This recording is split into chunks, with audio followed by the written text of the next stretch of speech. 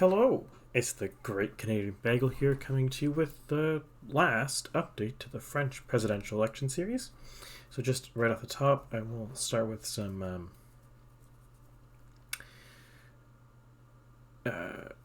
status updates for this. So I'm not, strictly speaking, planning on doing a post-mortem for the second round. I don't think I'm going to be meaningfully off if I am off. The only reasons I would is if the polling is a big miss, or if my mean squared error for the result is high. Since this isn't an election, it is an election. Since this isn't a parliamentary election, the different and in general the French presidential election, the departments don't actually matter. I don't really care so much about being off on these geographical units, so I won't bother doing a postmortem talking about if I got them wrong or whatever. It's only really going to be if I get the headline result meaningfully off, and I don't really see that. The polls have been pretty consistent, so barring a big polling miss, that should be the case. If there is a big polling miss or I am really off, I will do it, but don't expect it. Other channel news here. Since France has fixed timetable elections, I'm not going to be doing what I'm doing with Canada, where I have just kind of a rolling series. Once the election's over, I don't plan on covering France again until 2027, about 6 months before that election. So quite a long time in the future. But with that underway, let us begin. So Macron has managed to inch back his lead to a much more comfortable position from the about 1 point just before the first round to now technically it was 2 percentage points, to now 8 percentage points going to this round. One of the big driving factors here actually is that Le Pen vote share is decreasing and Macron's is relatively constant. So, in other words, if you look at first round Le Pen voters, there's a larger decrease in them who intend to vote in the second round than there are first round Macron voters who don't intend to vote for Macron. Similarly, for second round data, big one, Mélenchon voters who plan on voting for Macron, relatively stable, low 30s.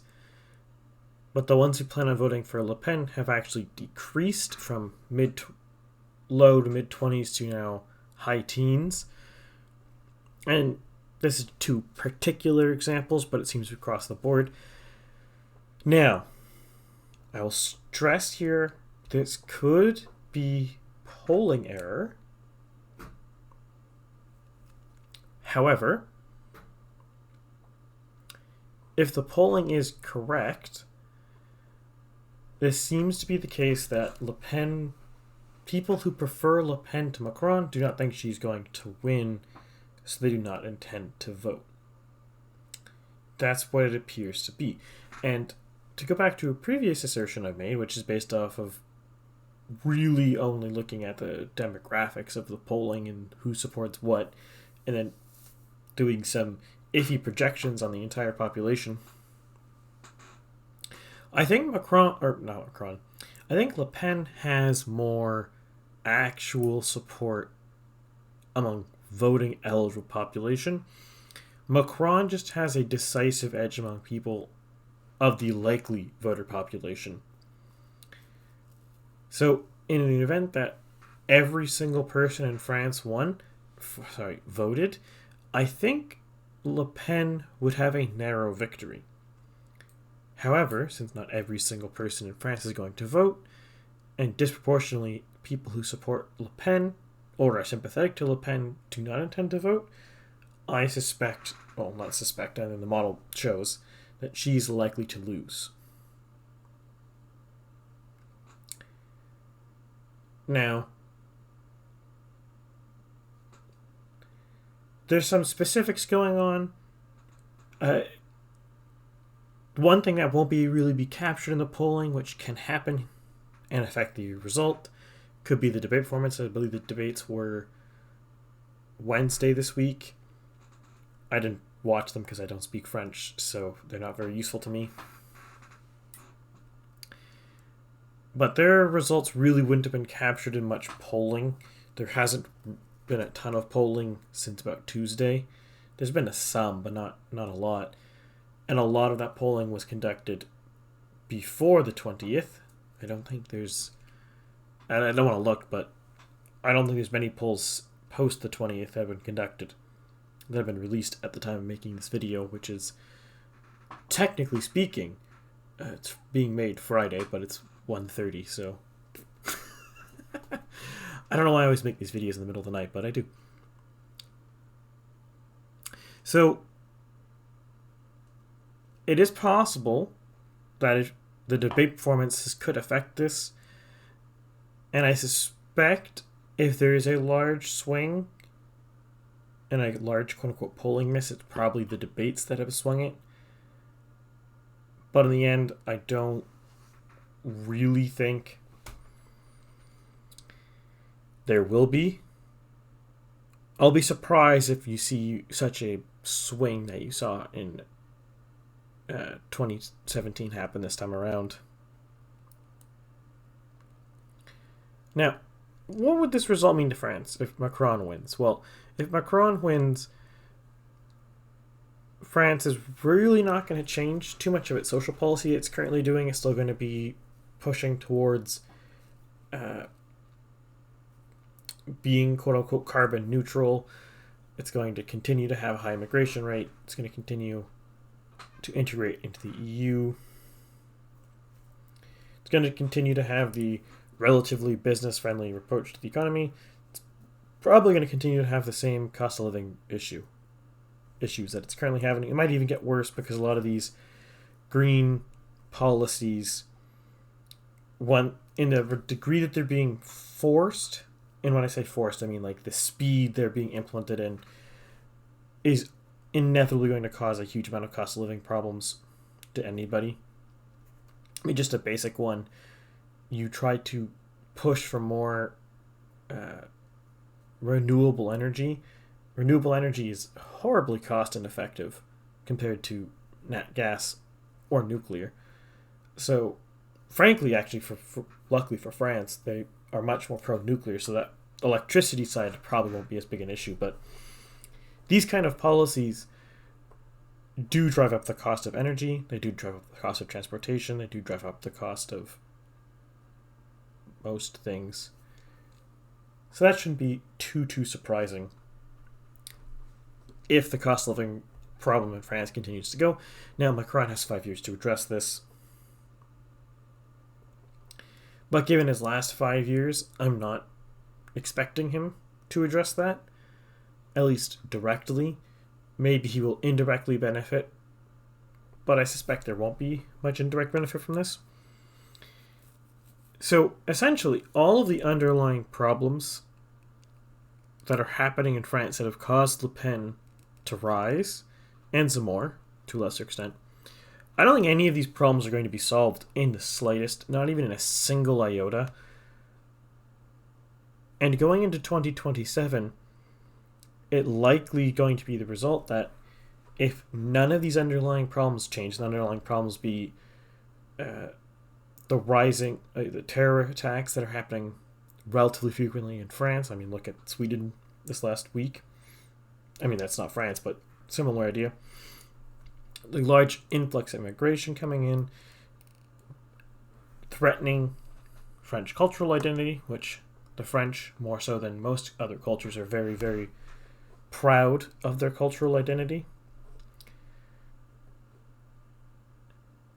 And the cost of living continue to go up. These green policies are going to continue to stretch people to the breaking point, and it's just a matter of time before something gives in that regard, considering how hard and how fast they're being pushed.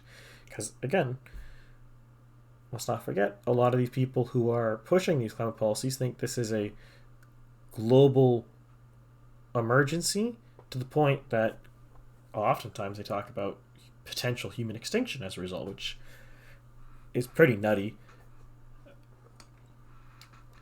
To think that humans will get extinct because the temperature goes up is kind of silly. I mean, people live in Saudi Arabia right now. Unless it makes it literally the world cannot grow food, people will exist. But that's not the point of the video. So it's very likely here that come 2027, if nothing has changed, all the underlying problems that are still in France are going to continue. And then you have the issues that are sort of growing in France. A lot of these being cultural issues, basically being imported from America into France. Things like critical race theory and gender theory and stuff like that coming in to French society, which hasn't really been a major consideration in France politics before, but I suspect going forward, unless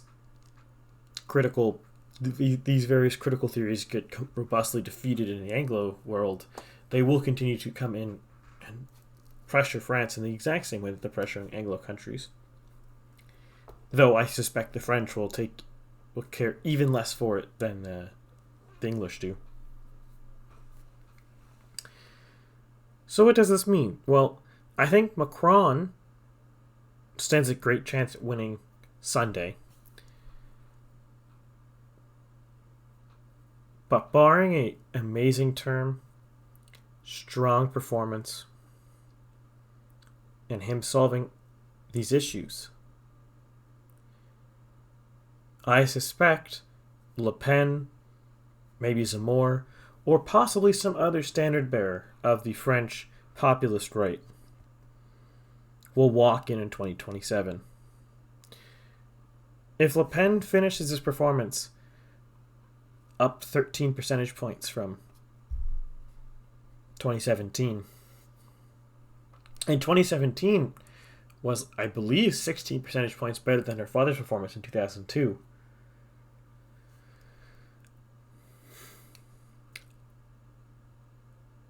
I do not think Macron has a chance. Because not only will he be going up against a person who's been speaking about all these cultural and social issues for, at this point, 15 years? Or in the cases of more, even longer. But he will be in power for 10 years, and in any democracy, it's quite rare for one government to be in office for 10 consecutive years, especially France. It's very uncommon. I can't even think the last time there was someone who served 2 terms. Maybe was it Chirac? I'd have to double check that. But it's very uncommon, at least in the last 30 years, for a president to serve 2 consecutive terms in France.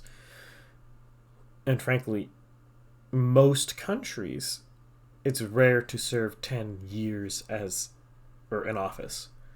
It happens, don't get me wrong. Angela Merkel served for 20, I believe, as one example. So it does occur. It's just not common. And typically, when a candidate is continually getting reelected by the populace, they are addressing a lot of these core social issues. In the case of, from what I can tell, Macron really isn't addressing them. A recent example, we have Viktor Orban. Orban? I don't know, doesn't matter, I'm not Hungarian. I'll get pronunciations wrong. He got reelected recently, and I believe this will make him, at the end of this term, he'll been in power for 12 consecutive years, but 16 years in total if you count his first term. The reason why he can get reelected like that, and at the moment likely to get reelected again in the future, is because his party strongly addresses a lot of social issues in Hungary. And it doesn't matter if his policies on these issues are the best ones. What matters is people think he's doing something and they agree with what he's doing. One particular example is regards to fertility rates. Orban is one of the only politicians in the West who's actually trying to do something about fertility rates, and since he's gotten in office in, was it 2014? The fertility rate in Hungary has, or was it 2012? It was 2012. The fertility rate in Hungary has increased quite significantly. Now, it's still well below replacement rate, but it went from about 1.2 to about 1.54. That's a pretty significant increase.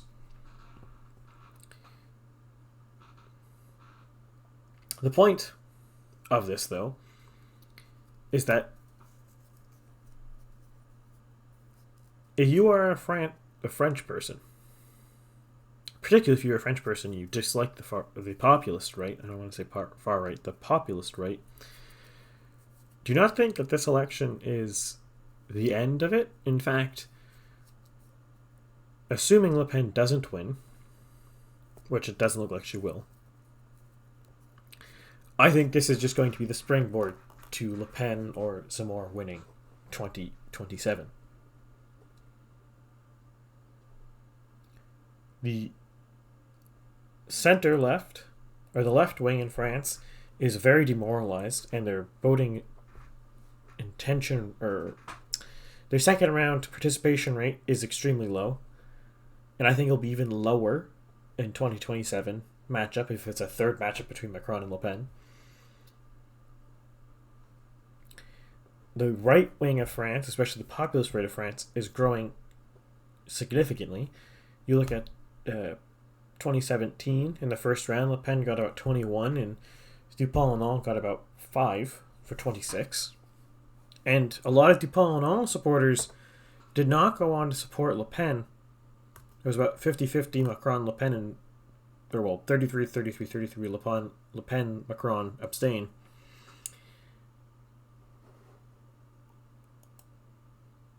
So that's not even a perfect amalgamation. But looking at this election, first round results, Le Pen, Zemmour, Dupont-Aignan collectively are at 32%.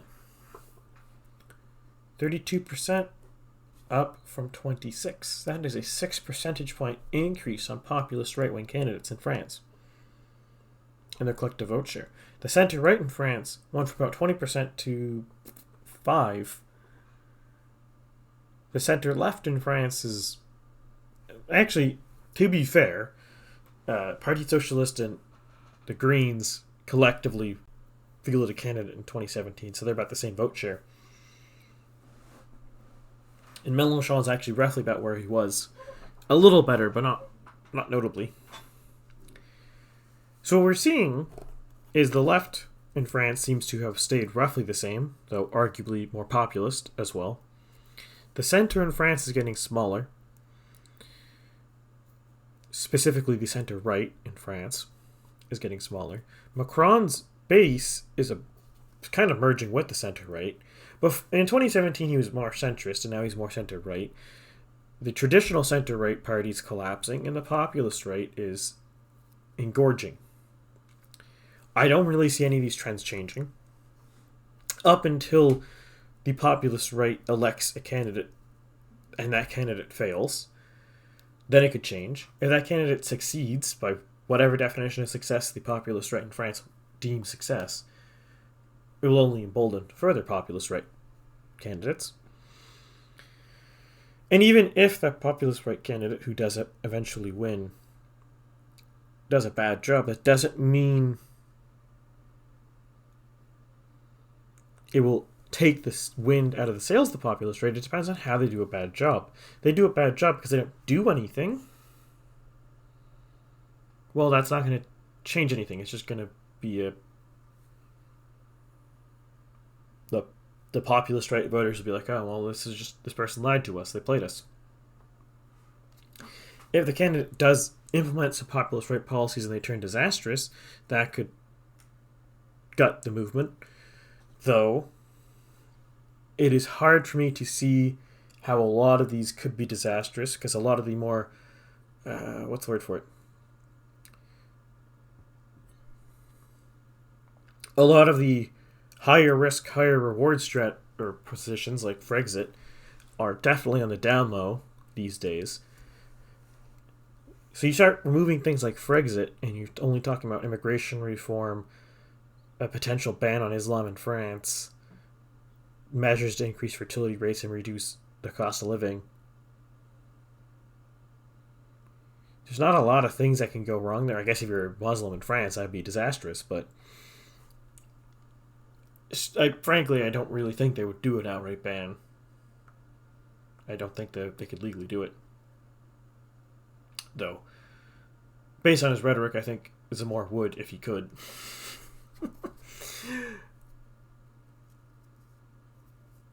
But even like restrictions like prohibiting construction of mosques and stuff, I could see that happening. But all these things, like none of them are particularly risky to the overall population of France. You're not talking about economic ruin. You're not talking about blowing out the state budget or destroying existing programs. You're really talking about the fighting over social issues. And it's very difficult for social issues to cause major structural problems to the people who support them. The only one that could cause a problem would be Frexit. And the only reason why that one could cause a problem is because it's very difficult to extract a country such as France from such deep integration to other countries in the EU. Now, I will not personally comment on whether it'd be good or bad, and frankly, the people who want Frexit probably don't care one iota about the economy, because in the case of Brexit, the Brexiteers didn't really care if it was going to be better or worse for the economy. It was all about social issues, primarily control of immigration and the principle that the government should be local. If your position in such a regard is not pragmatic and purely ideological in that it's based on the principle of local governance over foreign government or faraway governance, if you are in a position where your argument is purely ideological, you don't really care if the economy does poorly because you're looking for an ideological result. I suspect most of the French populist right policies will have the exact same results. They might be good, they might be bad for the economy. They're probably going to be impactful. They will definitely impact the culture and people, but the people who support them probably won't be pushed back from it. It is a case that, since these issues are not being addressed at all, the population essentially self-radicalizes on them until something is solved. And I think this is at the point where we are at the great issue, or not the great issue, that's the wrong term. We are at a critical point in democracies in the West. Not surprising because we're in the fourth turning now, but we're at the start of it, possibly.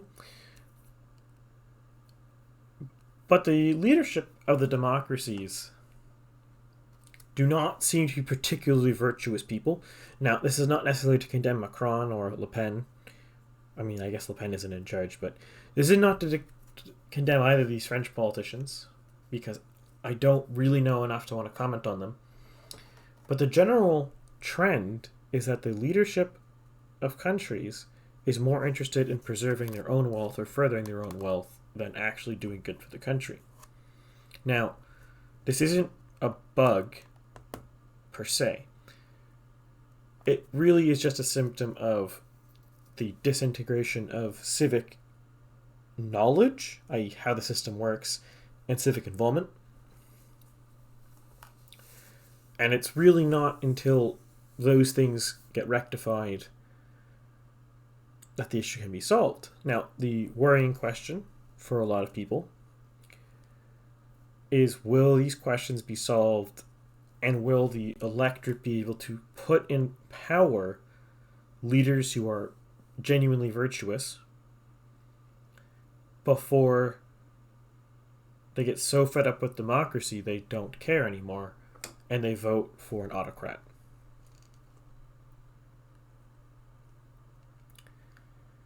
That is the risk with democracies. Now, this is not a bug, though, because I will go into this eventually. I'm trying to just figure out how I would want to tackle this. But the goal of a system of governance, in essence, is to try to get the most virtuous people to lead the system. And I say virtuous for a very particular reason, because governing inevitably and directly consequentially gives you a lot of power. You cannot be in the system of you cannot be in office in any system of government and not have a tremendous amount of power. And power inherently is corruptive, and people typically use it to enrich themselves or their families. In this regard, the purpose of systems of governance, in broad terms, is to try to find the virtuous person or people, in the case of a democracy, who can lead the government to the benefit of the nation. That is the whole purpose of systems of government. If you do not care about this, there wouldn't be any theories on how do you make a government and how you make it good and how you make it work. That just wouldn't exist, because the entire purpose of all of these theories is to try to get, not to get this person in power, but to make the system work while this person isn't there. That makes sense. So, like, the purpose of separation of powers is to stop an unvirtuous leader in one part of the system. To silo one unvirtuous person from the rest of the system. And if you have enough of these unvirtuous leaders in different areas, and they are siloed, they can only do so much. And oftentimes they fight against each other. And then eventually you will find a virtuous person, and this virtuous person will will inspire other people and pick other people to fill their party, to fill their cabinet, to fill their government. And they will be able to constructively do things because people will agree, because their policies are clearly good. Now, this is a bit abstract, far more abstract than this video is, but that's just kind of the nutshell. So, in essence, democracy is a system that basically lets people roll the dice every couple of years until they find someone who's good. That's the idea behind it, because you don't actually know if someone is a good, virtuous leader until they are given the chance to rule. Because one of the core virtues of being a leader is to have the control of all the power of the state and not abuse it. You cannot know if someone will not abuse the power until they are in office.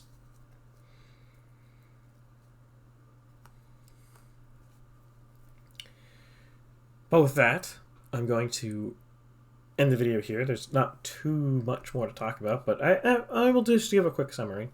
So essentially, Macron is almost a shoo-in to win this election. But I don't think this has... If anything, I think this will have an invigorating effect on the populist right in France. Because Le Pen is coming so close to winning now. And Macron is already looking longer in the tooth. And he's only going to look longer in the tooth in 2027.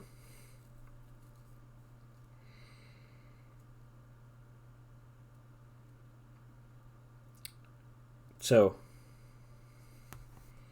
this election might be for Macron, but it's very unlikely that the next election will.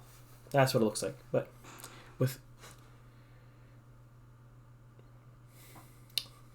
if you like the video, obviously please like, share, subscribe, comment below what you think. You know, all those lovely YouTube things, and I will see you on Sunday covering something different. What? I have not quite decided yet, but I have a day. Huzzah. With that, I bid you adieu.